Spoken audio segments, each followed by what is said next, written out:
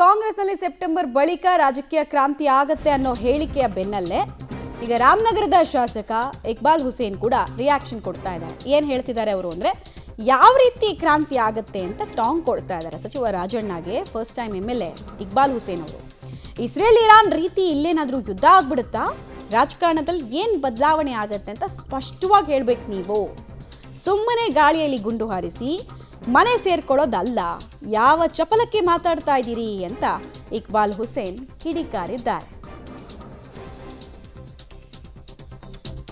ಗೊತ್ತಿಲ್ಲಪ್ಪ, ಯಾವ ಇಲಾಖೆಯಲ್ಲಿ ಕ್ರಾಂತಿ ಆಗ್ತದೋ, ಯಾವ ಜನದಲ್ಲಿ ಕ್ರಾಂತಿ ಆಗ್ತದೋ, ಯಾವ ಕ್ಷೇತ್ರದಲ್ಲಿ ಕ್ರಾಂತಿ ಆಗ್ತದೋ, ಆ ಕ್ರಾಂತಿ ಬದಲಾವಣೆ ಏನಾಗ್ತದೆ ಅಂತ ನನಗೆ ಗೊತ್ತಿಲ್ಲ. ಏನು ಇಸ್ರಾಯೇಲ್ ಯುದ್ಧ ಆದಂಗೆ ಇಲ್ಲೇನೋ ಯುದ್ಧ ಆಯ್ತದ?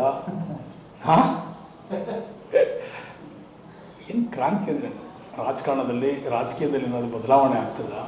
ಸ್ಪಷ್ಟವಾಗಿ ಹೇಳಬೇಕಲ್ಲ. ಸುಮ್ಮನೆ ಗಾಳಿಗಳೇ ಗುಂಡು ಹೊಡೆದ್ಬಿಟ್ಟು ಎಲ್ಲ ನೀವು ಮನೆಗೆ ಸೇರ್ಕೊಬಿಟ್ರೆ ಹಿಂಗೆಲ್ಲ ಯಾರಿಗೋಸ್ಕರ, ಯಾರ ಚಪ್ಪಲಕ್ಕೋಸ್ಕರ ನನಗೆ ಅರ್ಥ ಆಗಲಿಲ್ಲ. ನಾನು ಓದಿದೆ, ನಾನು ನೋಡಿದೆ.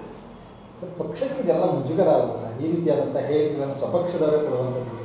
ನಮ್ಮ ಮೌನನೇ ಅದಕ್ಕೆ ಉತ್ತರ ಅಂತ ಕಾಣ್ತದೆ. ಮಾತಾಡೋದೇ